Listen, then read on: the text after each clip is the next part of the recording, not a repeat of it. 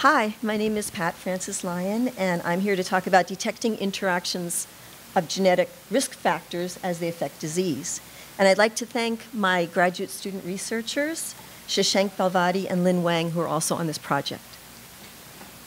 Okay, here's a rough outline of what I'm going to talk about very quickly. What are gene interactions and why is it a hot topic? The methods we used and the results we got. Okay, gene interactions are something that's a hot topic now. People know that genes can interact with each other so that they can either enhance or suppress the disease of propensity of the genes acting alone. So this is important for early detection. But further than that, since genes code for proteins, if we can detect and characterize gene interactions, our hope is that we're going to find protein pathways which would inform therapies for diseases like cancer. So for example, if we think of ER-positive breast cancer, if we could search the genes, maybe about 10 genes that are involved in estrogen metabolism, and look for interactions, we hope that this could inform us on new protein pathways that could be targets of therapy. Okay, first we need to define interactions. And this is not so easy because in the biological sense, interactions are difficult to quantify. So if you check the literature, what people do is they borrow from statistics, where interaction is defined as departure from a linear model. Now let's get an intuitive sense of what that is. We have an x-axis here, and we have another x-axis here. So we could say there's one variable, maybe it's a gene here, and another variable here, and on the vertical axis, we have propensity for disease called penetrance. Okay, now we want to know if these two genes interact in a way that's a linear model or not. So if we take a look at this, let's turn it a bit. Oops. And let's turn it again. That looks pretty linear, doesn't it? Okay. Now let's look at another. In fact, this is the additive disease model that's been used. It's a Risch disease model that's been used for about 20 years. Now let's take a look at another disease model. And let's look at this turned and turn it another 10 degrees. Now this does not look linear. So this would be an example of interactions of input parameters, in our case, genes. Okay, so our methods for this research is we use 7 disease models from the literature. We simulated populations for each disease model. And then we used a black box machine learning method, and we trained it to detect disease, and then we wondered, did it find interactions? We open up the black box and try to find interactions, know what those interactions are if it detected them. Okay, first step, simulating populations. We used Genome Simula from the Ritchie lab, an excellent tool. That is free, you can just go download it. And then what we did was we used 10 genes, of which only 2 were functional when we're looking for two-way interactions in disease. So that means there's a lot of noise out there. And when we were looking for 3-way interactions, of our 10 genes, only 3 were functional, and all the other 7 had no effect on disease at all. They just contributed to the background noise.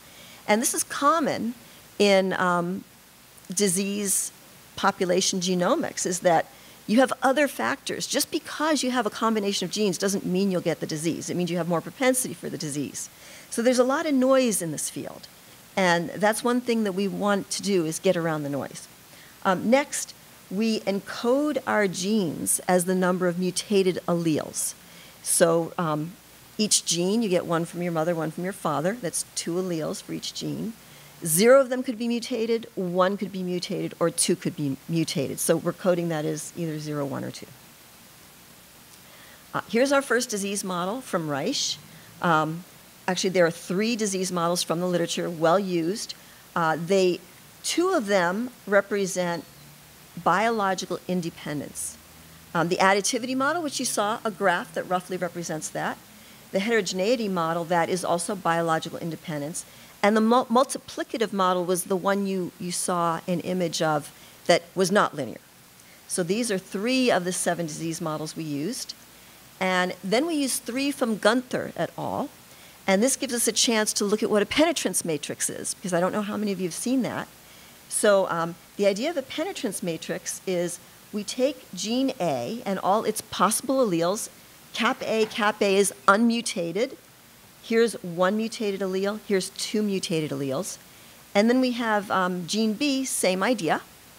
And this penetrance matrix represents the propensity for getting a disease, the probability, a factor of the probability.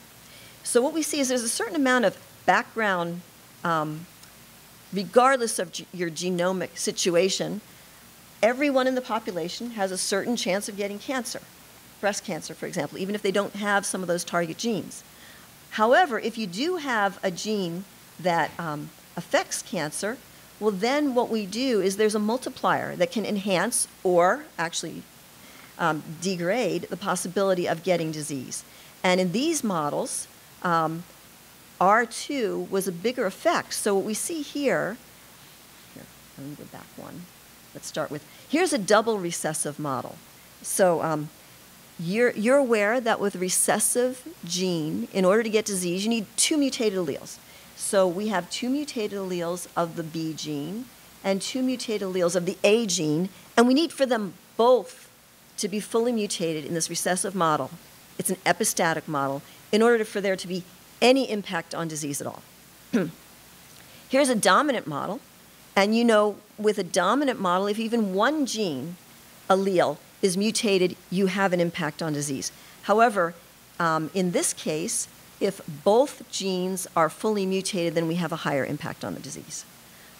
So this is a recessive epigenetic model, which means interactions, dominant epigenetic model. This is a mixed model, and then here is a model put out by the Ritchie lab for MDR. This was designed to show exclusive OR interactions, meaning where one allele is fully mutated and the other one is not mutated at all. Oops. I don't know why that keeps jumping. Or the other gene is fully mutated and the A gene is not mutated at all, or each of them is partially mutated. So that's the exclusive OR model. Okay, so our approach is intended for black box machine learning methods. You wouldn't need it if we didn't have black box methods like support vector machines. So you train a support vector machine to detect disease, and then if there were interactions, it probably found them, but how do you know? So what we want to do is open up the black box. We use supervised learning methods, and what we used for this project was a support vector machine and a neural network. So our approach, step one, put all the training data through the machine learning method and train the machine to detect disease. What did the trained model learn? For example, did the trained model find out that there were interactions between gene 2 and gene 7? Well, this is how we find out. Our next step is to run the entire test set. We had 1,000 examples in original form, and this is what you always do when you use a support vector machine, right? You find the accuracy of your model. So we find the accuracy of our model with all information present. We call that p-total, because all the total information is there. But then we start with gene perturbations. So here we take a look at, for gene 2, if there's a mutation, a 1 or a 2, we will perturb it to 0, unmutated. Okay, that's removing information, so we should get a downgrade in our prediction. We do this for all 1,000 test examples. Then we run through all 1,000 examples, and we again find the accuracy of our method. It's lower. We call that P2. Do the same with gene 7. Return P2 to its normal state, return the second gene to its normal state, perturb gene 7, we get a lower prediction. And then finally, when we're looking for two-way interactions, perturb both genes, and we should get an even lower prediction. Here's the question, though. Is the lower prediction additive or not? So if we represent the total information as this black line, and we lost some predictability in the blue line when we perturbed gene 2. We lost more, we lost some when we perturbed only gene 7. Then when we perturb both of them, is the amount that we lost just simply the addition of the two amounts that we lost separately. In other words, here is this metric equation with the left-hand side is we see how much we lost when we perturb both genes. The right-hand side, we add the individual losses. Now, if the two sides of the equation equal each other, then we say the total loss of prediction is fully explained by the separate losses. So we quantify it in this metric here. We do have to leave some room for error. So what we do is we allow 2.75 error for each deviation. We see that there's 3 deviations, 1, 2, 3, when we're looking for two-way interactions. So for two-way interactions, our cutoff is 7.5. So this metric, which represents the difference from the left-hand side to the right-hand side, if it's 0, that's great, but it's never 0. But if it's less than 7.5, we say that's within error. These are independent. They're acting independently. We can do the same with three-way interactions. Here's the longer equation. There are 4 deviations, so our cutoff is a little higher. It's 10. And here, prediction accuracy is the percent of test cases whose predictions match the target values. Okay. Our results were, when we were looking for two-way interactions, we had 2 independent models, biological independence. There are 45 pairs, 10 choose 2. All 45 pairs were designated no interaction, which is correct. There are 5 models of interaction, and the correct pair was always found, and the 44 pairs that were non-functional, not interacting, they were designated as no interactions. Three-way, it was similar. You have more, 10 choose 3, 120. Again, in the independent models, all 120 pairs were found to be not interacting. And in the 5 models with interaction, the correct pair was always found, and the other 119 were designated no interactions. Okay. So next step is if we find interactions, we want to characterize them. So what we did is we applied a mask, and we perturbed only the masked genes to unmutated. We looked at, is there a drop in prediction accuracy? And if so, it's attributable to that kind of interaction. We used an AND mask, which I'll show you a picture of, and an exclusive OR mask. So the AND mask is the red region, and that represents where the region of interaction where at least one allele is mutated on both of these genes. The exclusive OR is, as I pointed out, as I was saying about MDR before, the MDR disease model, it's where one gene is not mutated and the other one is, but not where they're both mutated. That's the purple region. Okay. So now to go into the details of the methods, let's see how we're doing on time. Okay. How much time do I have? A couple minutes. Okay, because I know we started a little late. Okay, SVM, use scikit-learn, awesome, support vector classifier with a radial basis kernel. We use cross-validation grid search to select the best C and gamma, which I won't go into now. We did set a lower limit on C because we wanted to be somewhat intolerant of error, and C uses that. We trained, when we found the best parameters from the cross-validation grid search, then we trained a model with all the training data with the best parameters. Here's the results from support vector machine. So what you see is, here's the metric results, and what you see is the additive model and the heterogeneity model. Those are the two with no interactions, and you see they have very low metrics because it's just attributable to error. The other ones have higher, the ones that actually have interactions have higher metrics because there's a lot bigger drop than could be attributable just to the individual additions. Three-way, similar. Neural network, we use PyBrain, feed-forward backpropagation neural network.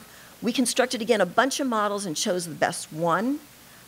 We did employ learning rate decay for the first 10 epochs to get into the right area on the learning decision surface so we could get better results. And again, we selected the model with the best prediction of the test set. And neural network interactions, again, everything was found.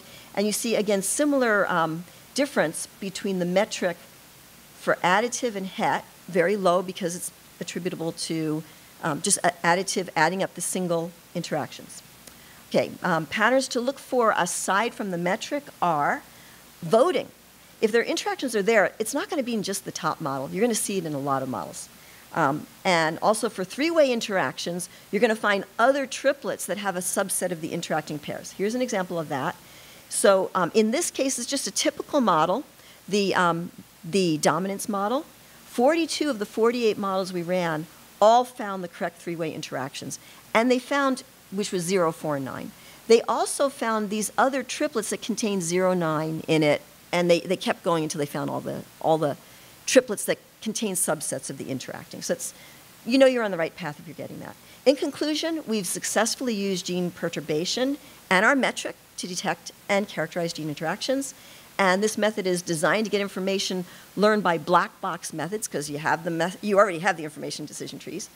This method is tolerant of noise. For example, the prediction accuracy of the data sets we use had a lot of noise. It was between 60% accurate and 90% accurate, which is not high. Yet we got completely correct answers anyway. And our next step is to use actual rather than simulated data. And that's it. Thank you. And then